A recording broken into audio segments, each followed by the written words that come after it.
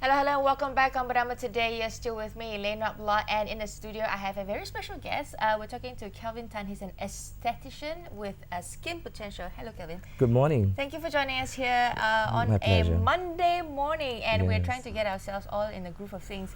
Perhaps you can share with us a little bit more about yourself. I mean, we know you as an esthetician. What does that really mean? Well, basically what I do is I'm the head of natural remedies. So I come up with protocols for treatments using natural ingredients. So we don't use chemicals at all. Really? Yes. Okay, that'd be very interesting. I would like to try that. Now, okay, there's a place called Skin Potential that it's where you can go to for all your services. If they need to see me, and we have a lot of different sort of treatments based on a very holistic philosophy. So this is one of the gentle ways to actually treat the skin. Right, so usually what would be the standard procedures? You go and make an appointment first and see, and then so get a consultation? Yes, you can visit us at our website, which is shown, Skin-Potential, and they can contact us from there. All right, so I'm very excited to be here to share with the tips and tricks. Oh, fantastic. Well, we talk about one of the most common problems that are faced. It doesn't matter what age you are, everybody sort of kind of has it. Some are lucky enough not to, but most actually have this, and it's a very worrying thing when you have it. Including myself. Yeah, and like you don't know how to go out, you know, and you want to face the world with a brave front. Yes. But to have that, it is not necessarily the easiest thing. So we're talking about zits and acne here, and I'm sure a lot of people out there have the same problem and have experienced the trauma and the tragedy of going through one. Perhaps you can share with us how are we going to tackle this? You know, how does it happen? So perhaps if we know the cause and the root of the problem, we'll be able to get to solving it. Okay. Well, acne, there's inflamed acne and there's the ones that's not inflamed. Well, basically it's a congestion of the hair follicles caused by dirt and oil and sebum. So does it really mean just because you're not taking care of yourself or washing your face, that's why you get acne? But not at all. No? Not at all. Especially in our humid weather, we are more prone to this because it actually, with our hot weather, it actually aggravates our sebaceous gland and it produces more oil. Sometimes when you walk out just for lunch, when you come back, you will see, oh my God, I have this greasy. You can fry an egg on my face, kind of thing.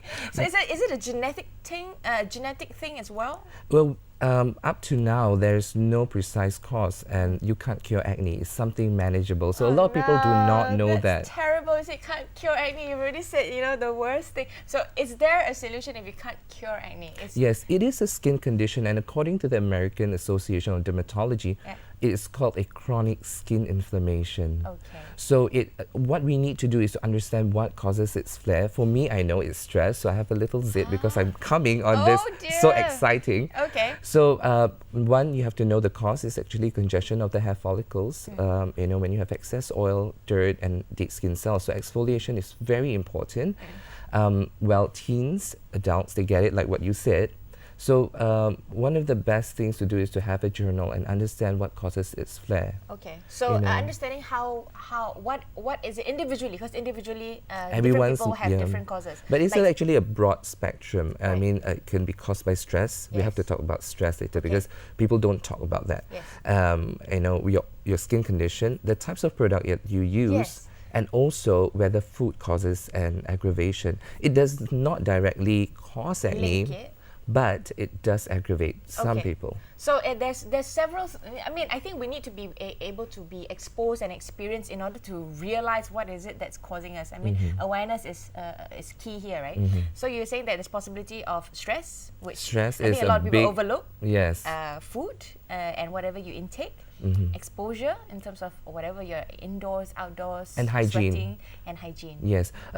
Why I say hygiene is sometimes people do not remove their makeup well, especially for ladies, and then it causes a congestion. So you actually provide a great breathing space for the bacteria. Is there such a thing as over-cleaning? Yes, there is.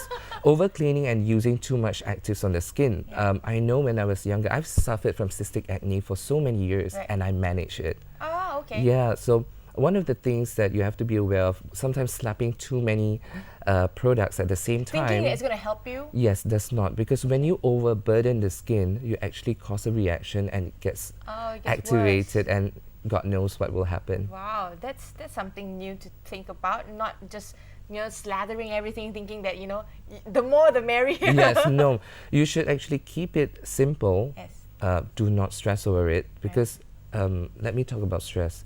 When we are stressed, our kidney produces cortisol, which actually triggers the sebaceous gland to produce more oil than you actually need. Okay. So when you have too much oil, you're most likely going to congest the pores.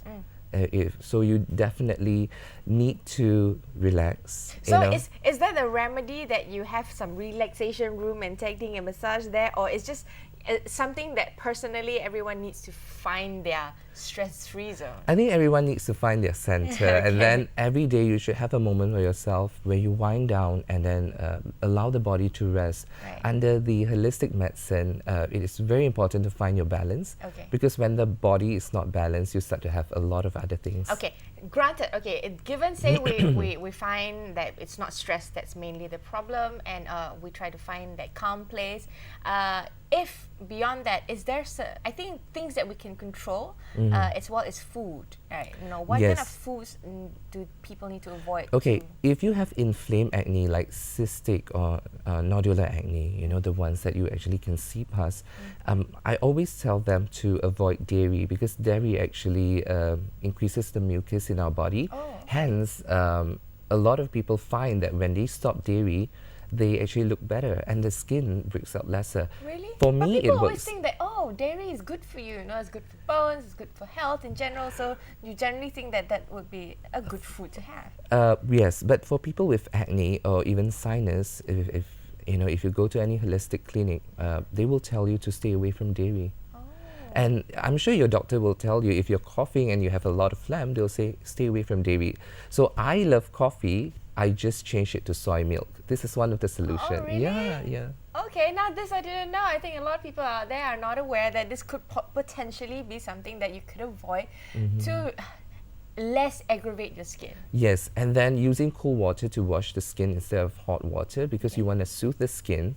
That's also Cool as opposed to hot. Okay. yeah, and there are a lot of other treatments that you can do depending whether it's mild, moderate, or severe. Okay, so there are a few other things, and I must say, I think acne is not just. I mean, everybody just sees it as acne on the face. There's also acne On the elsewhere body, as well, yeah. right? So, is it the same kind of causes with those kind of issues? Basically, they congest the hair follicles. So, the how it forms is through that manner.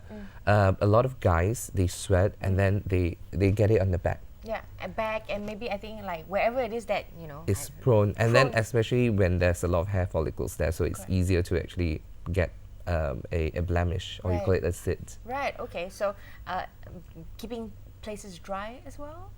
I don't know. Well, I think the key to prevent a build-up of congestion is exfoliating. This is one of the key things that you should do. How do you exfoliate? Is it self-exfoliation? Can you do this yourself? You can do self-exfoliation, but if you have something of a moderate to severe acne, it's best for you to get it treated. Okay. And because once you scar, it's very hard to reverse that. Right. Okay. So what kind of exfoliation techniques would be employed if you go to a specialist? Well, microdermabrasion is what we offer, and I think a lot of dermatologists offer as well. This is one of the best ways to exfoliate the skin. Okay. It is actually a mechanical exfoliation where you actually polish off the dead skin cells, so it doesn't cause a build-up, and it releases any congestion and allow the skin to breathe better. Right. Second, what you can do, people with acne, they can look for products with salicylic acid.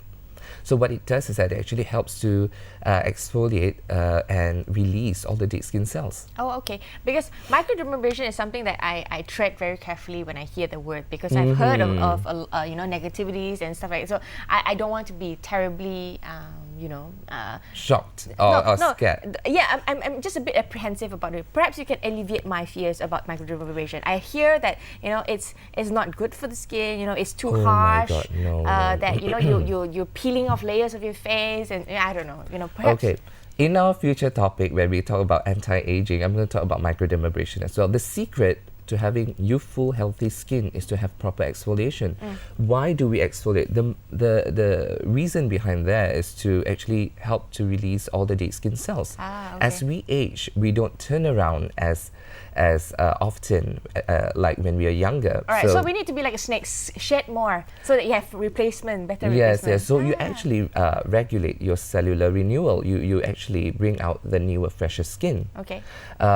And if you do sensible exfoliation, it's actually very good for the skin. It actually builds up the immunity of the skin as well. And also, we call them the lower layer of the skin, the deeper layer, it will be much more stronger. There's a lot of learnings today. I mean, we have a lot more to talk about, but that's all the time that we have today. Maybe just one sentence for a tip for the day. What should you do? Have a good cleanser that actually helps to deep cleanse. Stay away from alcohol and Stay away from alcohol. Alcohol as in products with alcohol, Okay. and also fragrance, synthetic fragrance and color. Okay. So these are a few things that you have to be careful. Short 3 tips from Kelvin Tan today. We'll have more of that in the coming weeks, so do stay tuned for more information on beauty. That's all the time we have on Bernama today. Thanks for staying with us. Thank you. We'll be back as usual every morning, 9 o'clock. Bye. Thank you. It's been a pleasure.